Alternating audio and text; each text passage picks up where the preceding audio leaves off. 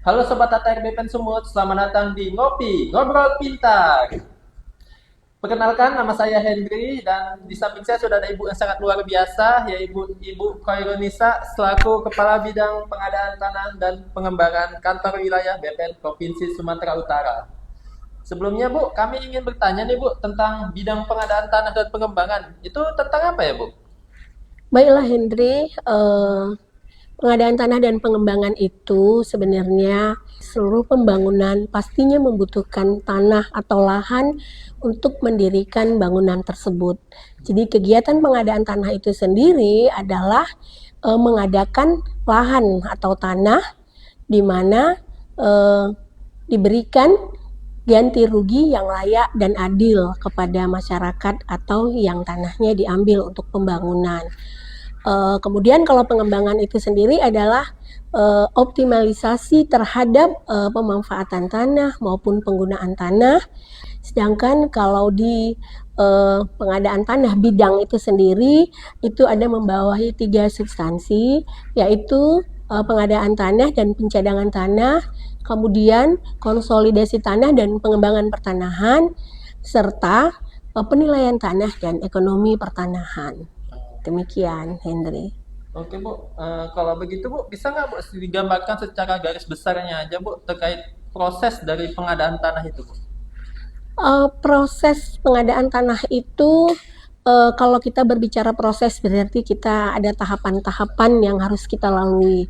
Tahapan-tahapan atau kegiatan pengadaan tanah itu sendiri mengacu kepada Undang-Undang Nomor 2 Tahun 2012, kemudian UU CK, kemudian ada PP 19 Tahun 2021 maupun Permen 19 2021, kemudian yang terbaru yaitu PP 39 Tahun 2023. Di mana tahapan-tahapan tersebut adalah nomor satu itu adalah tahapan perencanaan.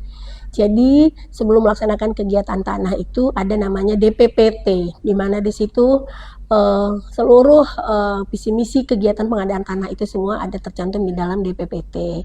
Itu dibuat oleh instansi yang bersangkutan yang memerlukan tanah. Kemudian yang kedua ada tahap persiapan. Tahap persiapan itu sendiri digawangi biasanya oleh Pemprov ya, pemerintahan provinsi. Itu nanti outputnya adalah SK penetapan lokasi. Nah, setelah SK penetapan lokasi ada, maka masuklah kita kepada tahap pelaksanaan. BPN banyak berperan di tahap pelaksanaan tersebut. Di tahap pelaksanaan itu dengan pertama-tama itu dengan membuat SKP 2T, kemudian ada SK Satgas A dan Satgas B. Kemudian Satgas itu turun inven ke lapangan, dan hasil inven itu dituangkan di dalam daftar nominatif. Daftar nominatif tersebut diumumkan selama 14 hari. Kemudian setelah itu nanti itulah yang menjadi dasar penilaian KJPP.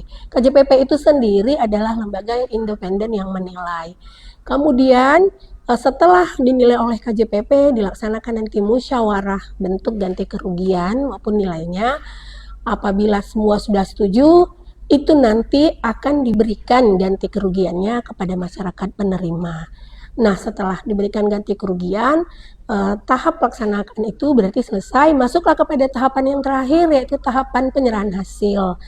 Nah, setelah tahapan penyerahan hasil, maka selesailah rangkaian kegiatan dari pengadaan tanah tersebut dan nanti berakhir dengan setelah diserahkan berita acara penyerahan hasil kepada instansi yang memerlukan tanah. Kemudian nanti instansi yang memerlukan tanah mensertifikatkan tanah yang telah diganti kerugiannya tersebut ke instansi mereka. Demikian, Hendri. Ya Bu, terima kasih. Kalau begitu Bu, ada nggak Bu beberapa yang Ibu sampaikan terkait motivasi untuk teman-teman yang ada di bidang pengadaan tanah dan pengembangan ini Bu? Baik, motivasi dan sekaligus harapan ya, mungkin bukan hanya kepada teman-teman, untuk diri sendiri juga. Eh, Kegiatan pengadaan tanah ini secara keseluruhan adalah kegiatan yang sangat kompleks, melibatkan beberapa instansi terkait dan lain sebagainya. Eh, Artinya di dalam mengerjakan itu kita harus tetap melaksanakan atau mengedepankan prinsip kehati-hatian. Karena nanti ini ujungnya akan mengeluarkan uang negara. Kalau kita tidak hati-hati, ada kesalahan, takutnya bersifat fatal yang akan merugikan diri kita sendiri juga. Jadi tetaplah semangat teman-teman di pengadaan. Kalau Ibu Dirjen kita dan yang lain-lain itu selalu bilang punggawa pengadaan tanah. Jadi tetaplah kita bersemangat, tetap berbangga hati telah menjadi bagian dari pengadaan tanah ini yang harus kita jalankan sebagai sarana untuk mengabdi di lembaga ini. Saran saya, harapan ya, lebih tepat harapan ada perlindungan hukum yang lebih lagi terhadap teman-teman yang di pengadaan tanah ini. Tetap semangat, dimanapun berada, dimanapun ditempatkan, buatlah yang terbaik untuk lembaga ini. Itu mungkin harapannya. Oke Bu, terima kasih atas informasi yang diberikan dari bidang pengadaan tanah dan pengembangan. Dan sekian dulu episode kali ini. Sampai jumpa di minggu depan dan tetap bersama kami di Ngopi, Ngobrol Pintar.